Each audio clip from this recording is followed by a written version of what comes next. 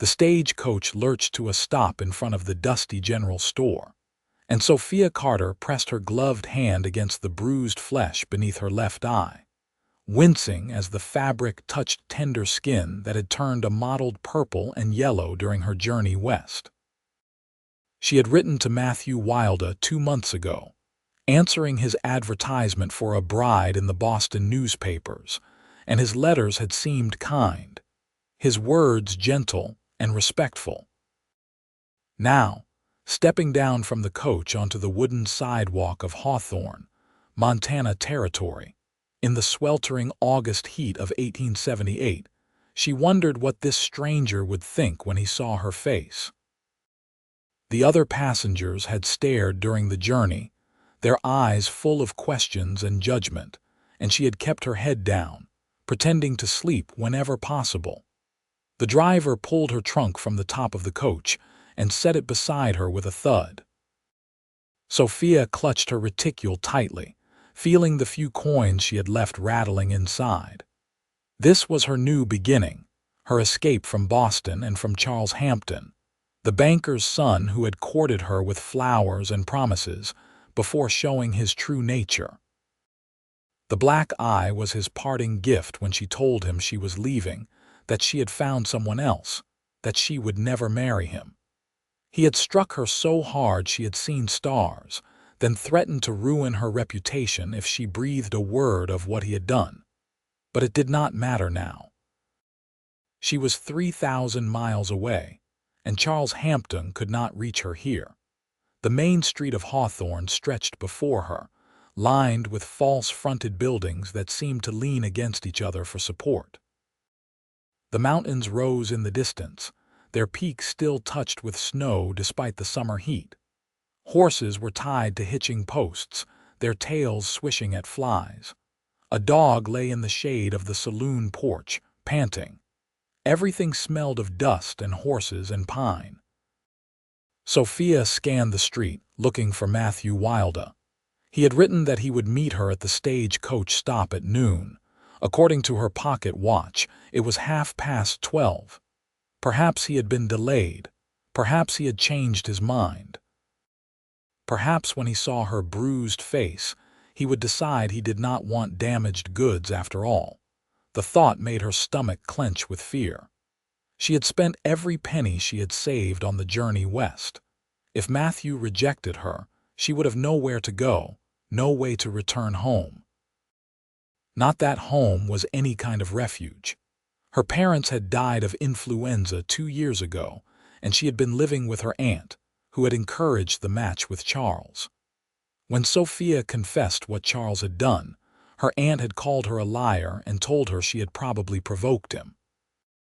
That was when Sophia decided to answer the mail-order bride advertisement. A man emerged from the general store, and Sophia's breath caught. He was tall, well over 6 feet, with broad shoulders and a lean build that spoke of hard work. His hair was dark brown, almost black and slightly too long, curling at the collar of his shirt. He wore dusty trousers, scuffed boots, and a blue shirt with the sleeves rolled up, revealing tanned, muscular forearms. A worn hat sat on his head, and as he stepped into the sunlight, she could see his face. It was a good face, she thought. Strong jaw, straight nose, and eyes that were a startling blue even from a distance. He looked to be in his mid-20s, perhaps 26 or 27. He stopped when he saw her, and even from several yards away she saw his expression change. His eyes went to her face, specifically to her injured eye, and his jaw tightened. He crossed the distance between them in long strides. "Miss Sophia Carter." His voice was deep and careful, as though he were gentling a spooked horse. "Yes." She lifted her chin, forcing herself to meet his gaze. "Mr. Matthew Wilde." "Yes, madam." He removed his hat, revealing hair that was damp with sweat. Up close, she could see the fine lines around his eyes, the way his lips pressed together as he looked at her face. "I apologize for being late. One of my mares decided to foal this morning and there were complications. I could not leave her. Is she all right?" the mayor. Something flickered in his blue eyes, surprise perhaps, or approval. "Yes, madam. Both mother and foal are fine now." They stood in awkward silence for a moment. Sophia was acutely aware of the bruise on her face, of the way his eyes kept returning to it despite his obvious efforts not to stare. "I should explain," she began, but he held up a hand. "You do not owe me any explanations right now, Miss Carter. You have had a long journey and you must be tired and hungry. Let me take you out to the ranch and you can rest. We can talk later if you want to." His kindness nearly undid her. She had expected questions, demands for explanations, perhaps even rejection. Instead, he picked up her trunk as though it weighed nothing and gestured toward a wagon waiting at the edge of the street. "I brought the wagon instead of riding. Thought you might appreciate a more comfortable ride after all that time in the stagecoach." She followed him, her legs unsteady after days of travel. He loaded her trunk into the wagon bed, then offered his hand to help her up onto the bench seat. His hand was warm and calloused, strong and steady. As soon as she was seated, he released her hand and walked around to the other side, climbing up with easy grace. The wagon seat was made of wood, but someone had placed a folded blanket on it, making it softer. As Matthew urged the horses forward, Sophia found herself sneaking glances at him. His profile was striking, all clean lines and strength. His hands on the reins were confident but gentle, and she noticed that he guided the horses around the worst of the ruts in the road, clearly trying to make the ride as smooth as possible for her. They left the town behind, following a dirt road that wound through grassland dotted with wildflowers. The mountains seemed to grow larger as they approached, and Sophia could see dark green forests climbing their slopes. The air smelled fresher out here, away from the dust of the town, carrying hints of sage and pine. "The ranch is about 5 miles from town," Matthew said after a while. "I raise horses, mostly. Some cattle, but horses are my main business. I breed them, train them, sell them to the army and to ranchers who need good working stock." "How long have you had the ranch?" "About 4 years now. I saved my wages from working on other people's ranches, and when this land came available, I bought it. The house is not fancy, but it is solid. I built most of it myself." Sophia could hear the pride in his voice, and it made her smile despite her nervousness. A man who took pride in his work was a good sign. "I am sure it is lovely," she said. He glanced at her, and for the first time she saw him smile, just a slight curve of his lips. "You are kind to say so, but I think lovely might be too generous a word. Sturdy is more accurate." They fell into silence again, but it felt less awkward this time. Sophia found herself relaxing slightly, letting the rhythm of the wagon and the warmth of the sun ease some of the tension from her shoulders. She had not realized how tightly she had been holding herself until now. After about 40 minutes, Matthew turned the wagon off the main road and onto a narrower track. They followed it for another 10 minutes before cresting a small rise, and there, spread out before them, was the ranch. The house was indeed not fancy, but Sophia thought it was beautiful. It was built of logs, with a stone chimney rising from one end. A covered porch wrapped around the front, and there were windows with real glass catching the afternoon light. Behind the house stood a large barn, painted red, and several corrals where horses lifted their heads to watch the approaching wagon. In the distance, she could see cattle grazing on the hillside. "It is wonderful," Sophia said, and she meant it. After the cramped boarding house rooms in Boston, after her aunt's cold, cluttered townhouse, this place looked like paradise. Space and light and clean air. Matthew's smile was fuller this time, reaching his eyes. "I am glad you think so. I know it is not what you are probably used to coming from the city." "It is better than what I am used to," she said quietly. He looked at her, really looked at her, and she saw understanding in his eyes. He did not press for details, though. Instead, he drove the wagon up to the house and set the brake. "Let me show you inside," he said, climbing down and coming around to help her. This time, when she took his hand, she noticed how carefully he held hers, as though she were something fragile that might break. The inside of the house was as solid and well-made as the outside. The door opened into a main room that served as both kitchen and living area. There was a stone fireplace, a wooden table with chairs, a cast-iron stove, and shelves lined with dishes and supplies. Everything was clean and organized, which surprised her. Most bachelor establishments she had heard about were disasters of unwashed dishes and clutter. "I have 2 bedrooms," Matthew said, and she heard nervousness in his voice for the first time. "I thought you would want your own room, at least until we are married and you are comfortable with other arrangements." Her face flushed hot and she looked at the floor. "That is very considerate of you. Your room is this way." He led her down a short hallway and opened a door. The room was small but pleasant, with a real bed covered with a quilt, a dresser, a washstand with a pitcher and basin, and a window that looked out toward the mountains. "I know it is not much, but I hope it will suit you." "It is perfect," Sophia said, and tears suddenly stung her eyes. She blinked them back quickly, but not before Matthew saw. "Miss Carter," he said gently, "I need to say something and I need you to listen." She nodded, not trusting her voice. "I do not know what happened to you, or who hurt you, but I want you to know that you are safe here. I will never raise my hand to you. Never.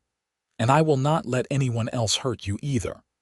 I gave my word in my letters that I would treat you with respect and kindness, and I meant every word." The tears spilled over then, and she could not stop them. She pressed her hands to her face, careful to avoid her bruised eye, and sobbed. All the fear and exhaustion and pain of the past weeks came pouring out, and she could not contain it any longer. She felt Matthew's hand, light and hesitant, on her shoulder. "I am sorry," he said. "I did not mean to make you cry." "No," she managed between sobs. "No, it is not your fault. I am sorry. I am so sorry. You must think I am ridiculous." "I think you are brave," he said simply. "I think you have been through something terrible, and you are still standing. That takes courage." His words only made her cry harder, but there was relief in these tears, a release of pressure that had been building for so long. When she finally calmed enough to speak, she wiped her eyes and looked up at him. "Charles Hampton," she said. "That is the name of the man who did this. We were courting. At least I thought we were courting. He was always so charming in public, but when we were alone he would say cruel things. He wanted to control everything, what I wore, who I spoke to, where I went. When I told him I was leaving Boston to marry someone else, he hit me. He said if he could not have me, he would make sure no one else would want me either." Matthew's jaw clenched, and she saw anger flash in his eyes, but his voice remained gentle.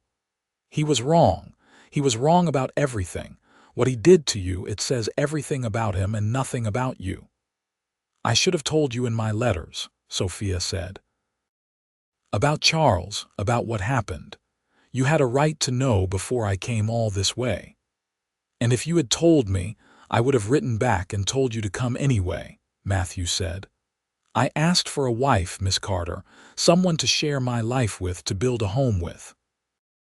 I did not ask for perfection, and I certainly did not ask for someone who had never faced hardship. If anything, knowing that you had the strength to leave a bad situation and start over makes me admire you more." Sophia stared at him, hardly daring to believe what she was hearing. "You still want to marry me? If you still want to marry me, yes, but I will not rush you. We can take our time, get to know each other.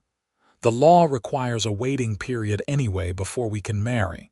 We have time." Relief flooded through her, so intense it made her knees weak. She sat down on the edge of the bed, and Matthew stepped back, giving her space. "I will let you rest," he said. "I brought your trunk in. It is just outside the door. There is water in the pitcher and there are towels in the dresser. Take all the time you need. When you are ready, come on out to the kitchen. I will make us some supper." "You cook?" The question came out before she could stop it. He smiled. "I have managed to keep myself alive for 4 years out here, so I must be doing something right. I am not saying the food is fancy, but it is edible." After he left, closing the door quietly behind him, Sophia sat on the bed for a long moment, trying to process everything that had happened. She had expected so many things: rejection, anger, demands for explanations. Instead, she had found kindness and understanding. She rose and went to the window, looking out at the ranch spread before her. Horses grazed in the corrals, their coats gleaming in the late afternoon sun. Beyond them, the mountains stood eternal and unchanging. This was her new home, her new life. The thought was both terrifying and exhilarating. After washing her face and hands and changing into a fresh dress, Sophia unpacked a few items from her trunk. She did not have much. A few dresses, some undergarments, a nightgown, her mother's Bible, and a small wooden box containing the few pieces of jewelry her mother had left her. Everything she owned in the world fit in one trunk, and most of it had been purchased with the small inheritance from her parents. When she emerged from the bedroom, she found Matthew at the stove, frying bacon in a cast-iron skillet. The smell made her stomach growl, reminding her that she had not eaten since morning. "Can I help?" she asked. "You do not need to do anything tonight," he said. "You have been traveling for days. Just sit and rest." But Sophia could not sit idle while someone else worked. "Please, I would like to help. I need to learn where things are anyway." He looked at her for a moment, then nodded. "All right. There are potatoes in that basket there. If you want to peel a few, we can fry them up with the bacon." They worked together in comfortable silence, and Sophia found herself relaxing even more. Matthew moved around the kitchen with efficient grace, clearly comfortable in this space. When the food was ready, he dished it onto 2 plates and they sat at the table. "It is not fancy," he said again, and she could hear the nervousness in his voice. "It is wonderful," she said, and meant it. The bacon was crispy, the potatoes perfectly browned and seasoned with salt and pepper. There was also bread, which he admitted he had bought from a woman in town who baked for a living.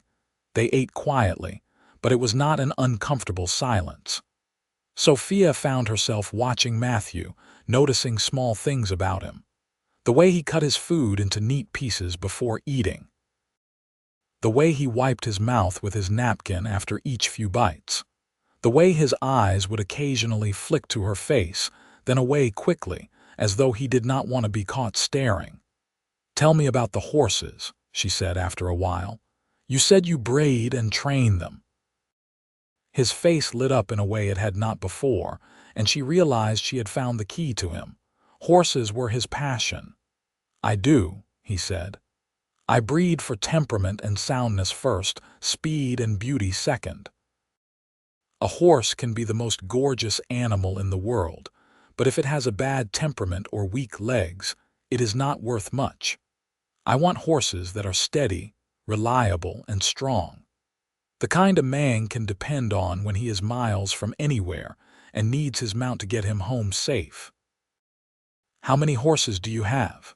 "Right now, I have about 20, 10 mares, 8 geldings, 1 stallion, and the new foal that was born this morning, plus the 2 draft horses we use for the wagon. Can I see them?" "The new foal," Matthew's smile was bright and genuine. "Tomorrow, after you have rested. The mare is protective right now, but by tomorrow she will have settled down. The foal is a colt, bay-colored with a white star on his forehead. Prettiest thing you have ever seen." They talked until the sun began to set, painting the sky in shades of orange and pink. Sophia learned that Matthew had grown up in Kansas. the youngest of 4 boys. His parents had died when he was 16, his mother of a fever and his father of a broken heart 6 months later. His brothers had all married and settled on farms in Kansas, but Matthew had wanted something different. He had wanted open land and mountains and the freedom to build something entirely his own. "I do not regret leaving," he said, "but I miss my brothers sometimes. We write letters, but it is not the same." "I understand," Sophia said. "I have no siblings, but I miss my parents every day. They would have liked you, I think." "What did your father do?" "He was a teacher, mathematics and science at a boys' academy. My mother took in sewing to help make ends meet. They were good people, kind and loving. When they died, I thought my world had ended." "I am sorry for your loss," Matthew said quietly. Darkness fell fully, and Matthew lit oil lamps, filling the house with warm, golden light. Sophia found herself yawning despite her best efforts to stay alert. "You should sleep," Matthew said. "You are exhausted." She did not argue. After bidding him good night, she retreated to her room and changed into her nightgown. The bed was soft, the quilt warm, and through the open window she could hear the sound of crickets and the distant call of an owl. She fell asleep almost instantly, and for the first time in weeks, she did not dream of Charles Hampton's angry face. She woke to sunlight streaming through the window and the smell of coffee. For a moment she was disoriented, unsure where she was. Then memory returned and she sat up, rubbing her eyes. Her bruised eye still ached, but it felt better than it had the day before. After dressing quickly, she found Matthew in the kitchen, scrambling eggs in a skillet. "Good morning," he said, smiling at her. "I hope you slept well." "Better than I have in weeks," she admitted. "The bed is very comfortable." "I am glad. Sit down, breakfast is almost ready." After they ate, Matthew took her out to see the horses. The morning was cool and fresh, the sun not yet high enough to bring the day's heat. They walked to the barn, which was just as clean and organized as the house. The smell of hay and horses was pleasant, earthy and familiar. In a large stall at the end of the barn, a bay mare stood with her new foal. The baby was all legs and curiosity, with enormous dark eyes, and the white star Matthew had mentioned.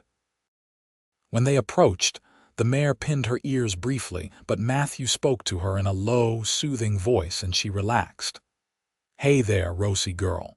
You remember me, right? I am not going to hurt your baby. I just want to show him to Miss Carter." He opened the stall door slowly, and Sophia followed him in. The foal took a few wobbly steps toward them, sniffing curiously at Sophia's outstretched hand. "He is beautiful," she breathed. "He is," Matthew agreed. "Going to be a fine horse when he grows up. Big and strong like his mama, but with his sire's good temperament." They spent the morning with the horses, and Sophia was struck by how patient and gentle Matthew was with each animal. He spoke to them constantly, his voice low and calm, and they clearly trusted him. Even the stallion, a magnificent black horse named Midnight, nuzzled Matthew's shoulder like an overgrown puppy. "You ride?" Matthew asked as they left the barn. "A little. I took lessons when I was younger, but it has been years. I can teach you if you want." "A ranch wife needs to know how to ride. It is the fastest way to get around out here." A ranch wife. The words sent a little thrill through her. She was going to be a ranch wife, Matthew's wife. Over the following days, they fell into a comfortable routine. Matthew would wake early and do the morning chores, feeding and watering the animals. Sophia would make breakfast, and they would eat together, talking about the day's plans. Then Matthew would go out to work on various projects around the ranch, and Sophia would clean the house, do laundry, prepare meals, and generally settle into her new home. In the afternoons, Matthew began teaching her to ride. He started her on a gentle mare named Daisy, and he proved to be a patient and skilled teacher. When Sophia grew frustrated with herself for not learning fast enough, he would just smile and say, "You are doing fine. Learning takes time." The bruise on her face faded gradually, the vivid purple giving way to green and yellow before finally disappearing altogether. As it faded, Sophia felt as though she were shedding an old skin, becoming someone new, someone stronger. Matthew never pushed her to talk about Charles or about what had happened in Boston, but gradually, in bits and pieces, she told him. About the courtship that had seemed so promising at first. About how Charles had slowly isolated her from her friends, making cutting remarks about them until she stopped seeing them. About how he would criticize her clothing, her hair, the way she spoke, until she felt like she could do nothing right. About the growing fear she had felt whenever she was alone with him.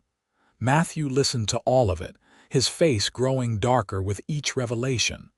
When she finished, he was quiet for a long moment. "I wish I could have been there to protect you," he finally said. "But I am glad you found the strength to leave. Many women do not." "I was terrified," Sophia admitted. "I still am sometimes. I keep thinking he will find me somehow, that he will come here and try to take me back."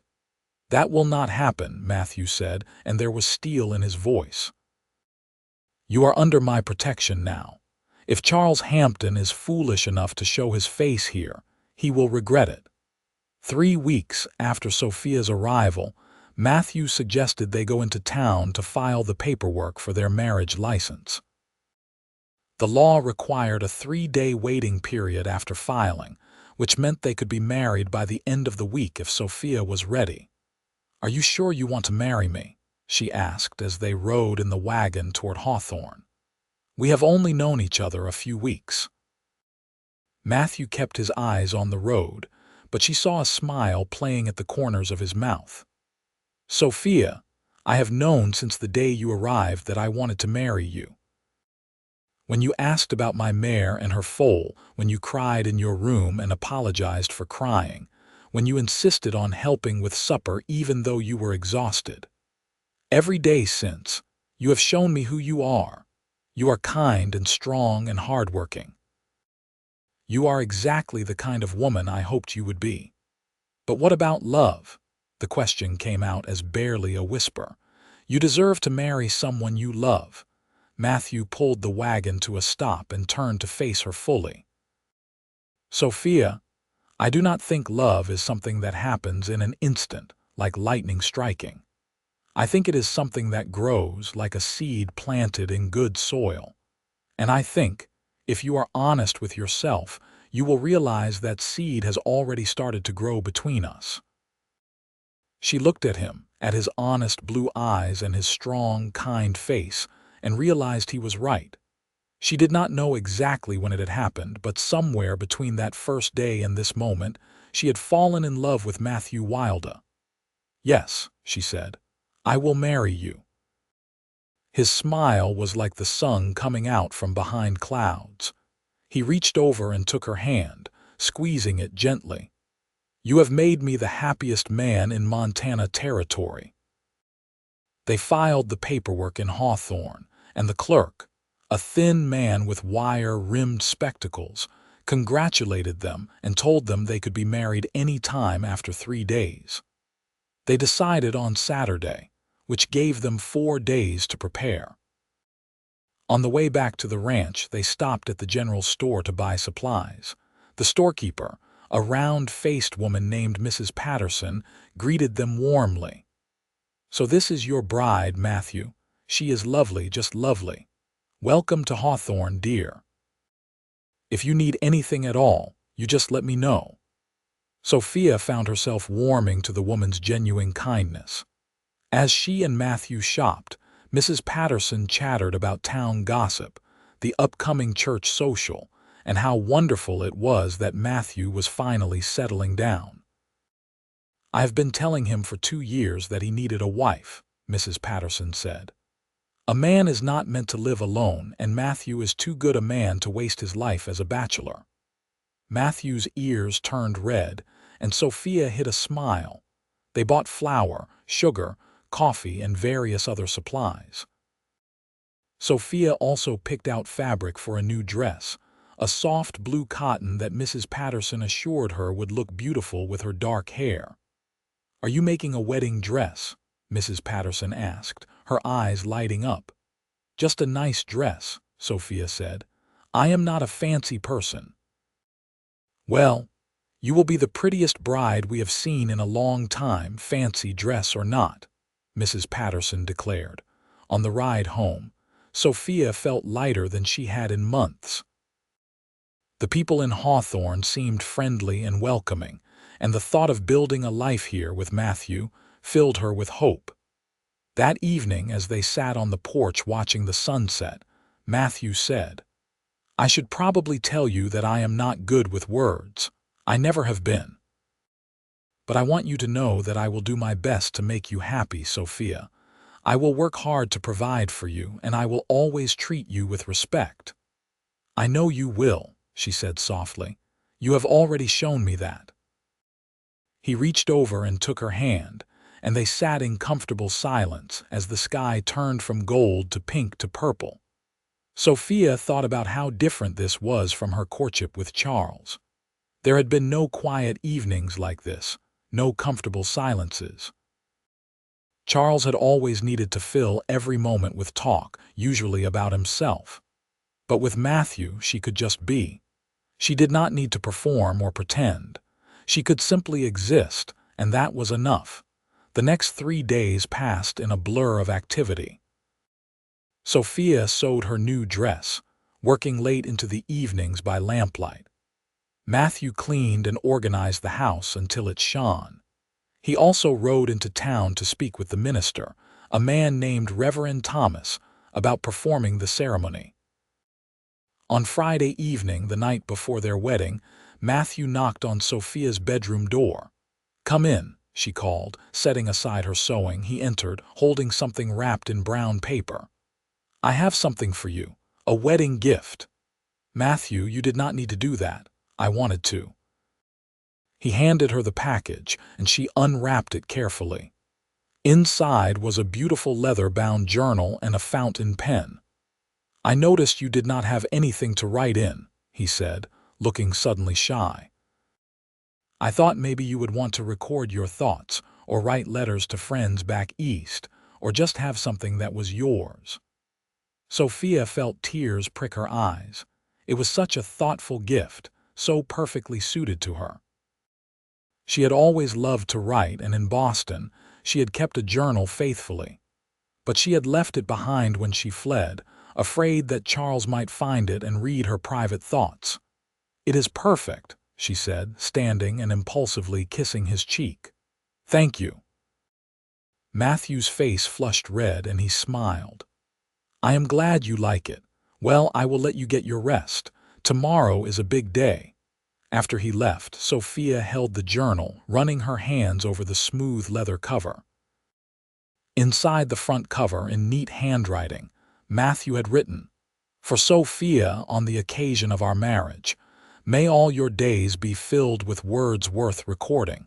With affection, Matthew." She opened to the first page and began to write.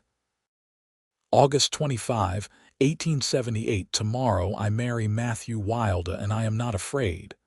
This surprises me because I thought I would be terrified. After everything that happened with Charles, I thought I would never trust a man again. But Matthew is different. He is kind without being weak, strong without being cruel. He listens when I speak, and he treats me as though my thoughts and feelings matter. I think I am falling in love with him, or perhaps I have already fallen. Either way, I am grateful to be here, grateful for this second chance at happiness." The wedding took place at the small church in Hawthorne, a white clapboard building with a simple cross above the door. Reverend Thomas was a kind-faced man in his 50s, and he greeted them warmly. Sophia wore her new blue dress, which fit her perfectly. She had brushed her dark hair until it shone and pinned it up in a simple style. She had no flowers, no veil, no ring, but she felt beautiful nonetheless. Matthew wore his best clothes, a black suit that he admitted he had only worn a handful of times. He had gotten a haircut in town the day before, and he looked handsome and nervous, his blue eyes bright with emotion. Mrs. Patterson and her husband served as witnesses, and a few other townspeople had come to see the ceremony. It was small and simple, but it felt right. When Reverend Thomas asked Matthew to say his vows, Matthew took both of Sophia's hands in his and spoke in a voice that was steady and clear. "Sophia, I promise to love you and care for you for all the days of my life. I promise to work hard to provide for you, to listen when you speak, and to always treat you with kindness and respect. I promise that no harm will come to you while I draw breath. You are safe with me, and you always will be." Tears streamed down Sophia's face as she spoke her own vows. "Matthew, I promise to be a faithful and loving wife to you. I promise to stand by your side through whatever comes, to build a home with you, and to honor the life we are creating together. You have shown me what true kindness looks like, and I will spend the rest of my life trying to be worthy of the gift you have given me." When Reverend Thomas pronounced them husband and wife, Matthew leaned down and kissed Sophia softly, gently, as though she were something precious. It was her first real kiss, and it was everything she had hoped it would be. Sweet and tender and full of promise. After the ceremony, Mrs. Patterson insisted they come to her home for a wedding lunch. She had prepared a feast: roast chicken, potatoes, fresh bread, vegetables from her garden, and a beautiful cake that she had baked that morning. "This is too much," Sophia protested, but Mrs. Patterson waved her objections away. "Nonsense. It is not every day we get a wedding in Hawthorne. Let us celebrate properly." The meal was wonderful, and Sophia found herself laughing and talking with the other guests. Everyone wanted to know her story, where she was from, how she and Matthew had met. She told them about Boston and about answering his advertisement, but she left out the parts about Charles. That was private, something that belonged to her and Matthew alone.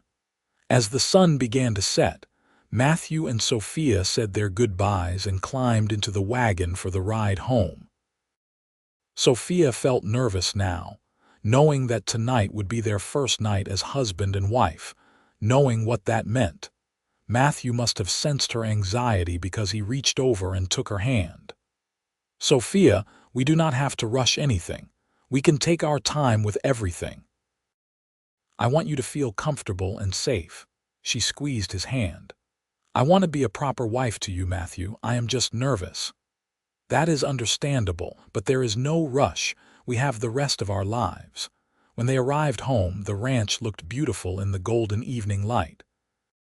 Matthew helped Sophia down from the wagon, and this time, instead of releasing her immediately, he held her for a moment, his hands on her waist. "Thank you for marrying me," he said softly.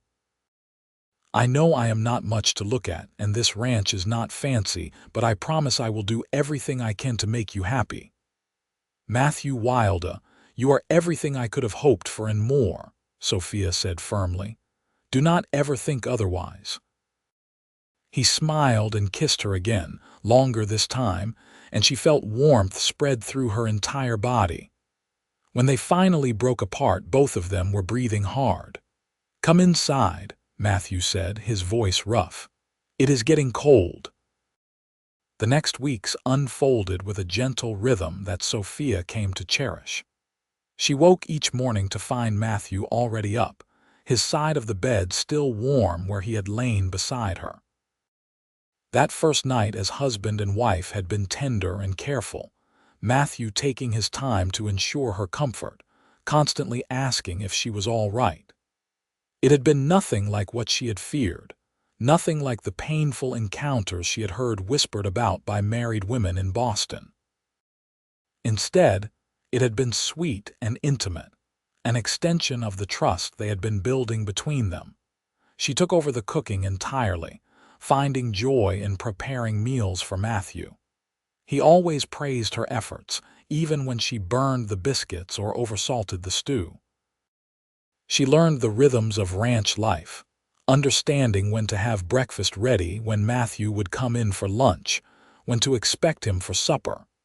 In return, Matthew continued teaching her to ride.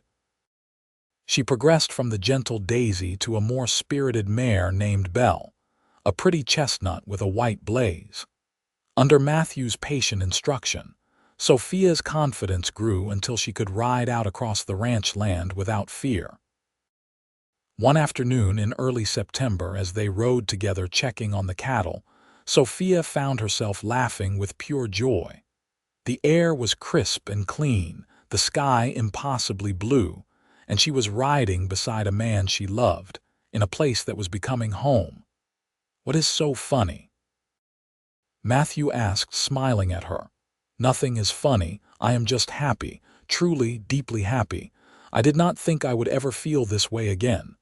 Matthew guided his horse closer to hers, reached out and took her hand. "I am happy too, Sophia, happier than I have ever been." They rode back to the ranch hand in hand, their horses walking so close together that their stirrups occasionally clinked against each other. As autumn settled over Montana territory, the ranch work intensified.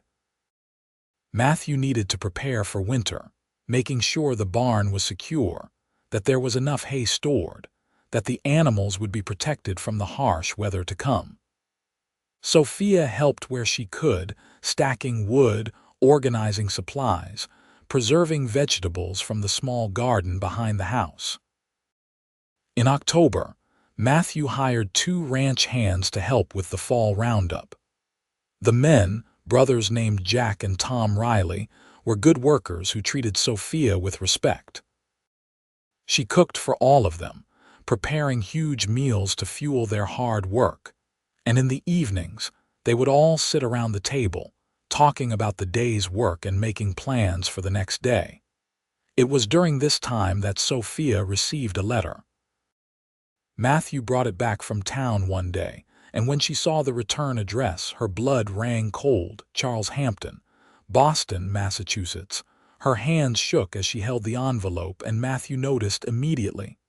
"What is it?" he asked, concern filling his voice. "It is from Charles." She could barely force the words out. Matthew's jaw tightened. "Do you want me to burn it? You do not have to read it." Part of her wanted to do exactly that, to throw the letter into the stove and watch it curl into ash. But another part needed to know what Charles had to say, needed to face this last piece of her old life. "No," she said. "I need to read it."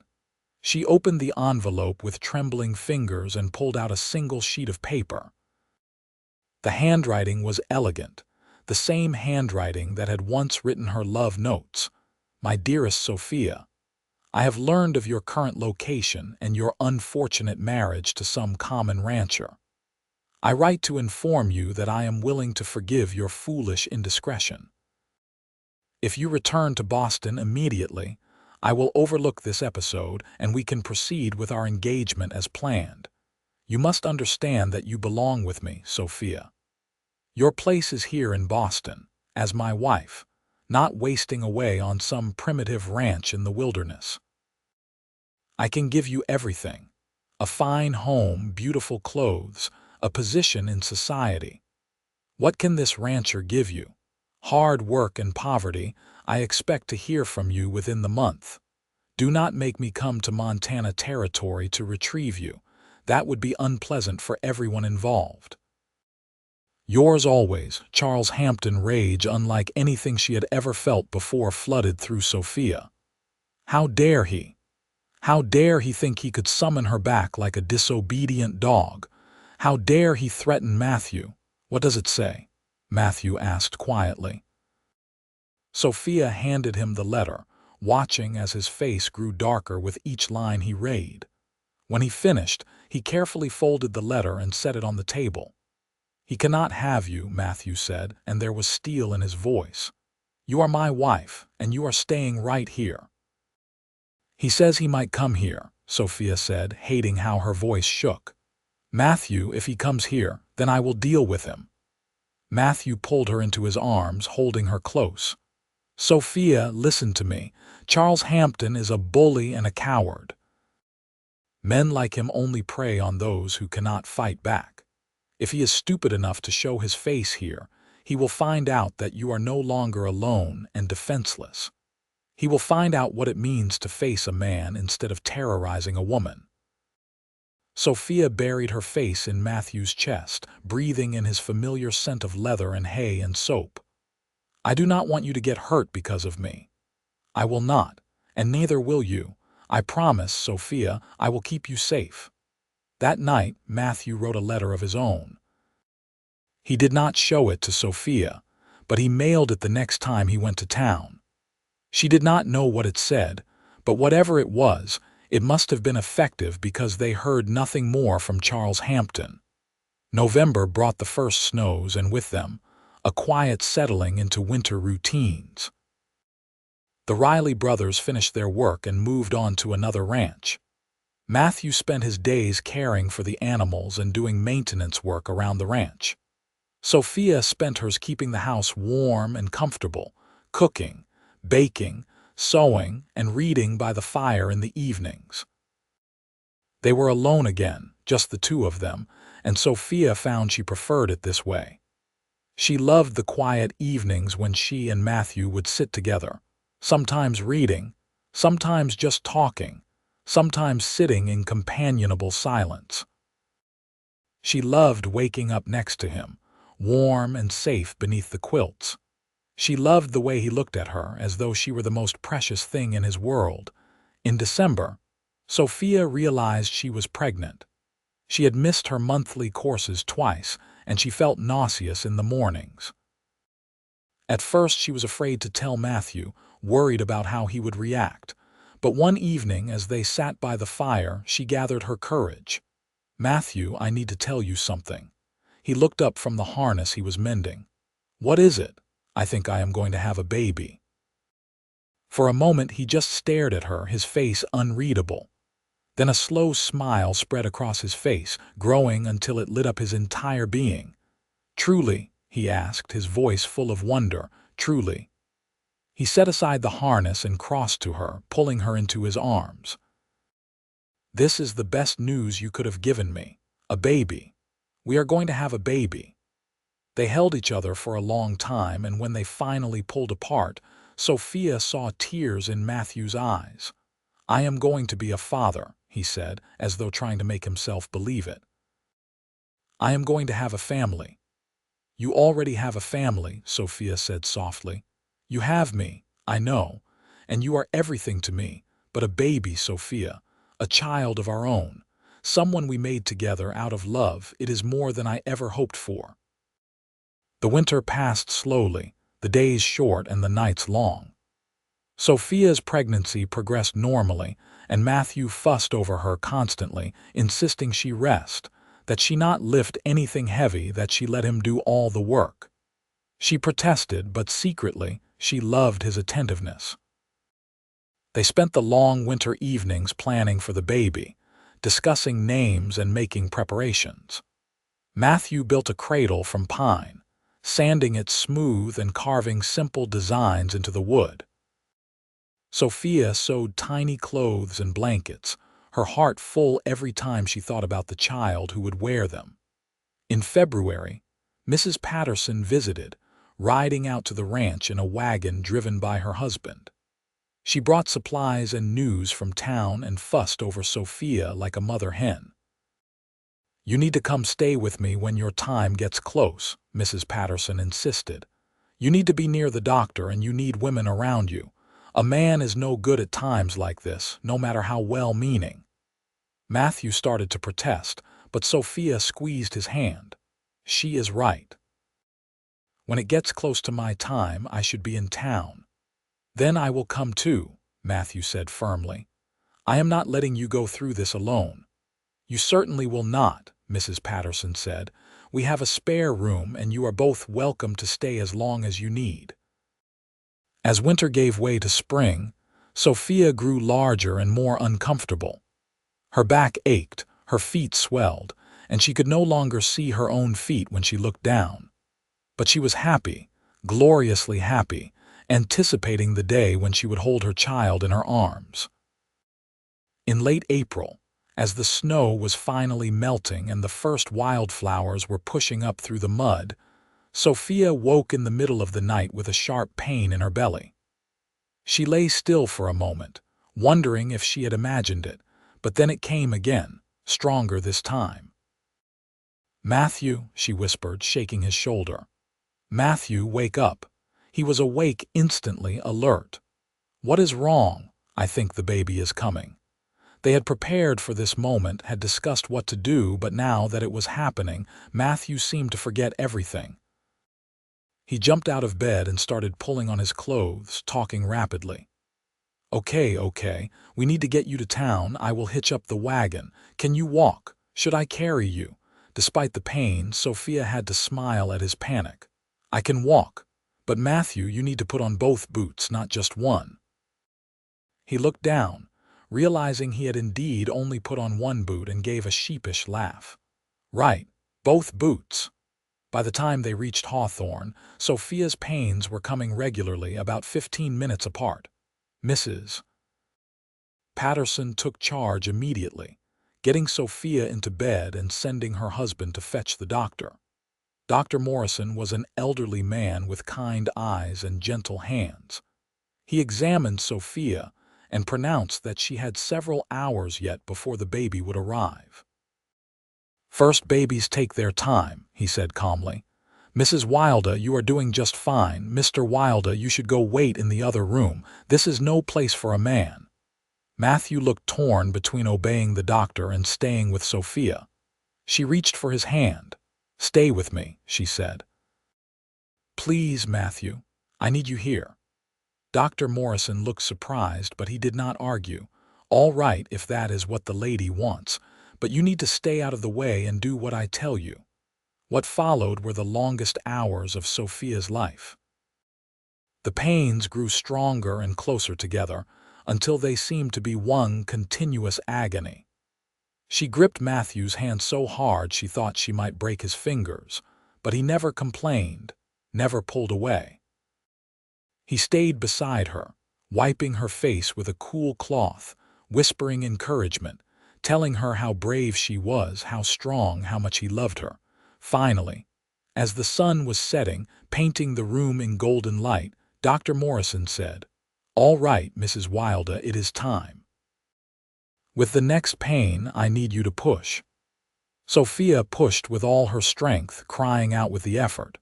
Again and again she pushed, until she thought she could not possibly continue. Then, just when she thought she could not bear it any longer, she felt a sudden release, and the room filled with the sound of a baby crying. "It is a boy," Dr. Morrison announced, holding up a red-faced, squalling infant. "A healthy baby boy." Sophia fell back against the pillows, exhausted but elated. The doctor cleaned the baby quickly and wrapped him in a blanket, then placed him in Sophia's arms. She looked down at her son, and her heart felt too big for her chest. He had dark hair, a red, wrinkled face, and tiny, perfect fingers that grasped at the air. He was the most beautiful thing she had ever seen. Matthew leaned over them both, and Sophia saw tears streaming down his face. "He is perfect," Matthew whispered. "Sophia, he is perfect. You did so well. You were so brave." "We have a son," she said, her own tears falling onto the baby's blanket. "We have a son, Matthew." They named him William after Matthew's father. William Matthew Wilde. Billy for short. The first weeks with Billy were exhausting and wonderful in equal measure. He woke every few hours to nurse, and Sophia felt as though she were living in a haze of sleeplessness. But every time she looked at her son, every time she held him close and breathed in his sweet baby smell, she felt overwhelmed with love. Matthew was a devoted father from the first moment. He would hold Billy for hours, walking the floor with him when he cried, singing to him in a low, tuneless voice that somehow always soothed the baby. He changed nappies without complaint and would wake with Sophia in the night, keeping her company during the feedings. They stayed with the Pattersons for 2 weeks, until Sophia was strong enough to travel back to the ranch. Mrs. Patterson cried when they left, making them promise to bring Billy to visit often. Life at the ranch with a baby was different from what it had been before. Everything took longer. Everything was more complicated, and they were both constantly tired. But Sophia had never been happier. This was what she had dreamed of during those dark days in Boston, though she had hardly dared to hope it would come true. A home, a family, love that was real and deep and lasting. Summer came, and Billy grew from a tiny newborn into a chubby, smiling baby who gurgled and cooed and seemed fascinated by everything around him. Sophia would sit with him in the shade of the porch, showing him the horses, the mountains, the wide blue sky. Matthew would come in from his work and scoop Billy up, tossing him gently in the air until the baby squealed with delight. On a warm evening in July, almost a year after Sophia had first arrived in Hawthorne, she and Matthew sat on the porch steps, watching the sunset. Billy was asleep in his cradle just inside the door, and for once they had a moment of peace. "Are you happy?" Matthew asked, as he so often did. Sophia leaned against his shoulder. "I am happier than I ever thought possible. Matthew, do you remember that first day when I got off the stagecoach with a black eye and you promised me that no man would ever hurt me again? I remember. You kept that promise. You have kept every promise you ever made to me. You gave me a home and safety and love. You gave me a family. You gave me a life worth living." Matthew put his arm around her, pulling her close. "You gave me those things too, Sophia. Before you came, this was just a ranch, a place I worked. But you made it a home. You made me whole." They sat in comfortable silence, watching as the sun sank behind the mountains and the first stars appeared in the darkening sky. Inside, Billy stirred and made a small sound but did not wake. A horse nickered softly in the corral. The crickets began their evening song. Sophia thought about the journey that had brought her here, all the pain and fear that had driven her west. If someone had told her a year ago that she would be sitting here in Montana territory, happily married to a cowboy and mother to a beautiful baby boy, she would not have believed them. But here she was, and it was real and it was wonderful. "I love you," she said to Matthew. "I do not think I tell you that often enough." "You tell me every day," he replied. "With everything you do, every smile, every touch. I know you love me, Sophia, just as I hope you know that I love you. I know." The years that followed were full and good. Billy grew into a sturdy toddler, then a curious little boy who followed his father everywhere, wanting to help with the horses, wanting to learn everything Matthew could teach him. He had Sophia's dark hair and Matthew's blue eyes, and he was the light of both their lives. When Billy was 3, Sophia found herself pregnant again. This time, the pregnancy was easier, perhaps because she knew what to expect. In the spring of 1882, she gave birth to a daughter they named Rose, after Matthew's mother. Rose had Matthew's dark hair but Sophia's brown eyes, and from the first, she was a peaceful, easy baby who rarely cried. With 2 children, life became even busier. Sophia's days were full of cooking, cleaning, washing, and caring for the children. Matthew hired a permanent ranch hand, a young man named David, to help with the work so Matthew could spend more time with his family. The ranch prospered, and they were able to add more horses, improve the barn, and even add a room onto the house. Billy and Rose grew up surrounded by love and wide open spaces. They learned to ride almost before they could walk, and they were as comfortable in the barn as in the house. Billy was serious and thoughtful, always asking questions about how things worked. Rose was adventurous and fearless, always getting into mischief. When Billy was 8 and Rose was 5, Sophia gave birth to twins, 2 boys they named James and Samuel. The twins kept everyone busy, 2 whirlwinds of energy who seemed to feed off each other's wildness. But even with 4 children and all the work that entailed, Sophia never lost sight of how blessed she was. On their 10th wedding anniversary, Matthew surprised her with a gift. He had saved his money for months, and he presented her with a beautiful locket on a gold chain. Inside were tiny photographs of their 4 children. "I wanted you to have something special," he said, as he fastened it around her neck. "Something to remind you how much you mean to me, how grateful I am for every day we have together." Sophia touched the locket, feeling the weight of it against her chest. "Matthew, you did not need to do this. You show me every day how much you love me. I know, but I wanted to. 10 years ago, you took a chance on me. You came all the way out here to marry a stranger, and you made me the happiest man alive. I can never thank you enough for that." They stood together on the porch, the same porch where they had shared so many quiet moments over the years.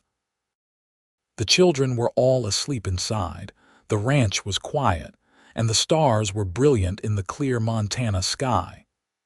"You ever think about what your life would have been like if you had stayed in Boston?" Matthew asked. "If you had never answered my advertisement," Sophia shuddered. "Sometimes, but not often. And when I do, I am so grateful for the courage I found to leave. If I had stayed, if I had let Charles control me, I would have been miserable. I might have married him out of fear or pressure, and I would have spent my life regretting it. I think about what my life would have been like if you had not come," Matthew said. "I would have kept working, kept building the ranch, but it would have been empty, hollow. You and the children, you are what makes everything worthwhile." As the years continued to pass, the Wilde family became a fixture in Hawthorne. Sophia became close friends with many of the women in town, and she was known for her kindness and her willingness to help anyone in need. When a family lost their home to a fire, Sophia organized a collection of clothes and supplies. When a woman in town was widowed with young children, Sophia made sure the family had meals and support. Matthew's horse breeding operation became well known throughout Montana Territory and beyond. People came from miles away to buy his horses, knowing they were getting animals of quality and good temperament. He hired more help as the business grew, but he never lost his personal touch, never stopped working alongside his men, never stopped treating each horse with the same care and attention he had from the beginning. Billy grew into a tall, strong young man who was as good with horses as his father. At 18, he began talking about starting his own ranch, and Matthew helped him buy land adjacent to their property. Rose, at 15, was still as adventurous as ever, and she had declared that she wanted to become a teacher, like Sophia's father had been. The twins, at 10, were inseparable and kept everyone on their toes with their constant schemes and adventures. One evening in the autumn of 1892, Sophia sat on the porch with her journal, the same one Matthew had given her on the eve of their wedding. She had filled several journals over the years, but she always kept the first one close, rereading her early entries and marveling at how much had changed.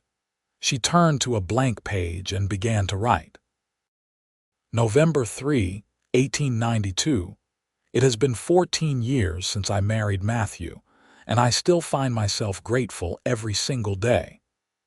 This morning, I watched him teaching James and Samuel how to mend a fence, and I was struck by what a wonderful father he is. Patient, kind, firm when necessary, but always loving. He is the same man I married all those years ago, but somehow even better. Age has given him a few gray hairs and lines around his eyes, but to me, he is more handsome now than ever.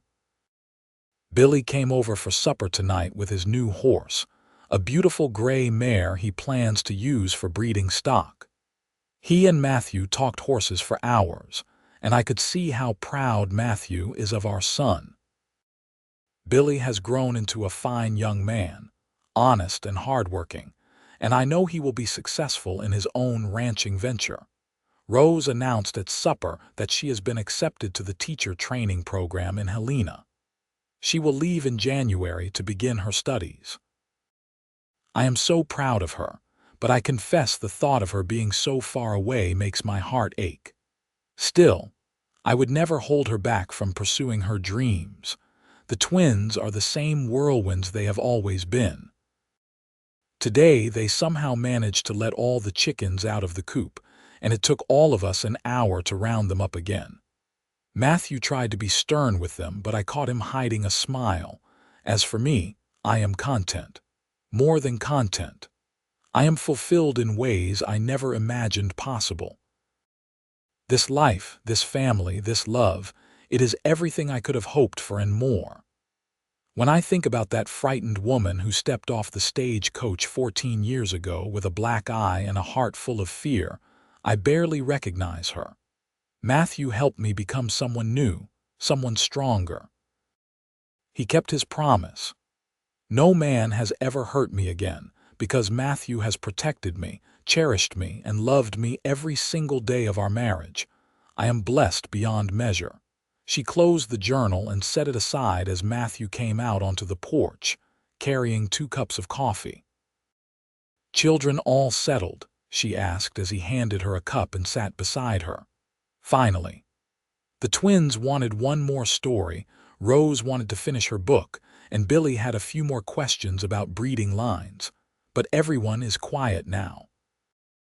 They sipped their coffee in comfortable silence, watching the stars appear one by one in the darkening sky. After a while, Matthew reached over and took Sophia's hand. "What are you thinking about?" he asked. "About how happy I am. About how lucky I am to have you and the children. About how different my life could have been." "Mine too," Matthew said. "I think about that day you arrived, how you looked so scared but so determined. I knew right then that you were someone special. You hid it well. I thought you were just being kind," he smiled. "I was being kind.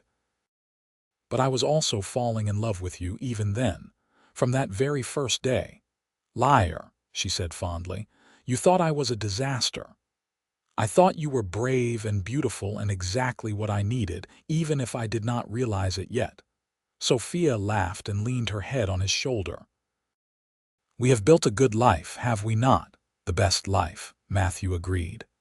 "And it is not over yet. We still have years ahead of us, years to watch our children grow, years to watch our grandchildren come into the world, years to grow old together." "I am already looking forward to it," Sophia said. The years proved Matthew right. Billy married a kind young woman named Emma, and they gave Sophia and Matthew their first grandchild, a baby girl named Lily. Rose finished her teacher training and took a position at the school in Hawthorne, where she quickly became beloved by her students. The twins grew into responsible young men who took over more and more of the ranch work, allowing Matthew to slow down a bit as he aged. By the time Sophia and Matthew celebrated their 25th wedding anniversary in 1903, they had 5 grandchildren, and Rose had recently become engaged to a doctor who had moved to Hawthorne from Chicago. The family gathered at the ranch for a celebration, and the house was full of laughter and love. Late in the evening, after the younger children had been put to bed and the older ones were talking by the fire, Sophia and Matthew slipped away to their favorite spot on the porch. 25 years, Sophia said, shaking her head. "Where did the time go?" "I have no idea," Matthew replied. "It feels like yesterday that you stepped off that stagecoach, and it also feels like a lifetime ago." "Do you have any regrets?" she asked. Matthew turned to look at her, his blue eyes still as bright as they had been when they were young. "Not a single one. Do you?" "None," Sophia said firmly. Marrying you was the best decision I ever made. Coming here, taking that chance, trusting you, it led to all of this." She gestured toward the house, where they could hear their children and grandchildren talking and laughing. "All of this happiness, all of this love. How could I ever regret that?" Matthew pulled her close, and she rested her head against his chest, listening to the steady beat of his heart. The same heart that had been beating for her for 25 years, that had never wavered, never faltered. "I love you, Sophia Wilde," he said softly. "I have loved you since the day we met, and I will love you until the day I die. And I love you, Matthew Wilde. You saved me, you know. In every way a person can be saved." "We saved each other," he corrected gently. "I was just surviving before you came. You taught me how to truly live."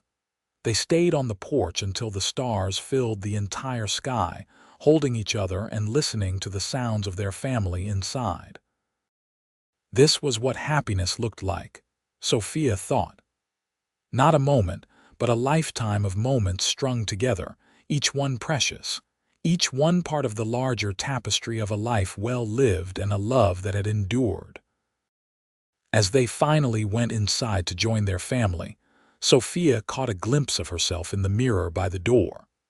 She was no longer the frightened young woman who had arrived in Hawthorne with a black eye. Her hair was streaked with silver now, and lines marked her face, but her eyes were bright and her smile was genuine. She had become exactly who she was meant to be. Matthew caught her looking and smiled at her reflection. "Still the most beautiful woman I have ever seen," he said. "Flatterer," she replied, but she was smiling too. They walked into the living room together, hand in hand, just as they had walked through life for a quarter of a century. Their children and grandchildren looked up and smiled at them, and Sophia felt her heart swell with love and gratitude. This was her family. This was her home. This was the life she had dreamed of during those dark days in Boston, the life she had barely dared to hope for. And it was real, and it was hers, and it was more wonderful than she had ever imagined. The evening wound down slowly, with people heading home or upstairs to bed. Finally, only Sophia and Matthew remained, banking the fire and turning down the lamps. "Another good day," Matthew said as they prepared for bed. "Another perfect day," Sophia agreed. As they lay in bed that night, in the same room where they had spent so many nights over the past 25 years, Sophia thought about the journey that had brought her here. The fear, the courage, the hope, the love. All of it had led to this moment, to this life. "Thank you," she whispered into the darkness. "For what?" Matthew asked sleepily. "For everything. For being you, for loving me, for keeping your promise." He pulled her closer. "Always, Sophia, always." She closed her eyes, safe in his arms, and drifted off to sleep with a smile on her face. The years continued to pass gently. Sophia and Matthew grew old together, their love deepening with each passing season. They watched their children build their own lives and their grandchildren grow. Matthew's hair turned completely white, and Sophia's movements became slower, but their devotion to each other never wavered. On a crisp autumn morning in 1910, 32 years after their wedding, Sophia woke to find Matthew already up and sitting in his chair by the window, looking out at the ranch he had built. "Could not sleep?" she asked, joining him. "Just thinking," he said, reaching for her hand. "About how blessed I have been, about what a good life we have had." "We still have," Sophia corrected. "We are not done yet," he smiled. "No, we are not. But I wanted to make sure you knew, Sophia, in case I do not say it enough, you made my life complete. Everything good in my life, it came from you. We made it together," she said, squeezing his hand. "Every bit of it we built together." They sat together as the sun rose over the mountains, painting the sky in shades of pink and gold. The ranch was quiet, peaceful, beautiful. Their youngest grandson was living in the house with them now, helping to run the place, and later they would hear him stirring, starting his day's work. But for now, it was just the two of them, as it had been in the beginning. "I would do it all again," Sophia said suddenly. "Every bit of it. The fear, the uncertainty, the journey west. I would do it all again in a heartbeat, because it brought me to you." "And I would write that advertisement again," Matthew replied. "I would wait at that stagecoach stop again. I would fall in love with you again, just as completely as I did the first time." They sat in peaceful silence as the morning light grew stronger. Two people who had found each other against all odds, who had built a life together that was rich and full and deeply happy. The mail-order bride and the gentle cowboy, who had become so much more than their beginning suggested. They had become partners, lovers, best friends, parents, grandparents. They had become each other's everything. Years later, long after both Sophia and Matthew had passed peacefully into old age, their great-grandchildren would find Sophia's journals in a trunk in the attic. They would read about that first day, about the frightened woman with a black eye who had taken a chance on a stranger. They would read about the cowboy who had promised to protect her and had kept that promise every day of his life. They would read about love that started small and grew into something magnificent, something that spawned generations. And they would understand that the best love stories are not the ones that start easily, but the ones that are built with patience and kindness, with small gestures repeated daily, with promises kept and trust earned. They would understand that real love is not a lightning strike but a seed planted in good soil, growing stronger and deeper with each passing year. The ranch still stood, now run by the fourth generation of Wildes. The mountains still rose in the distance, eternal and unchanging. And the story of Sophia and Matthew, of the mail-order bride and her gentle cowboy, lived on, passed down from parent to child, a testament to the enduring power of love, courage, and the choice to start again. It was a story of healing and hope, of finding home in the most unexpected places, of two lonely people who took a chance on each other and created something beautiful. It was a story of the Wild West, of hard work and harsh conditions, but most of all, it was a love story. A real, deep, lasting love that had weathered every storm and grown stronger with each passing year. And it all began with a promise, made on a dusty street in Hawthorne, Montana Territory, on a hot August day in 1878. No man would ever hurt her again. It was a promise that Matthew Wilde kept every single day of his life, and in doing so, he gave Sophia Carter Wilde the greatest gift anyone can give another person: the freedom to heal, the courage to love again, and the peace of knowing she was truly, finally safe. Their love story became legend in Hawthorne, told and retold around dinner tables and campfires. It became the standard by which other marriages were measured, the example held up to young couples starting out. Because everyone who had known Sophia and Matthew understood that what they had was rare and precious, something to be cherished and protected. The church where they married still stood, and a plaque was eventually placed there, commemorating their wedding and their love. The ranch prospered for generations, each new generation of Wildes adding their own chapter to the story, but always remembering the foundation that Sophia and Matthew had built. And in the end, that was their true legacy. Not the land or the horses or the buildings, but the love they had shared and the example they had set. They had shown that it was possible to overcome fear, to start over, to build something beautiful from broken pieces. They had shown that love was not always easy, but it was always worth fighting for. Their story was one of triumph over adversity, of hope over despair, of love over fear. It was the story of two people who found each other at exactly the right moment, when both of them needed it most.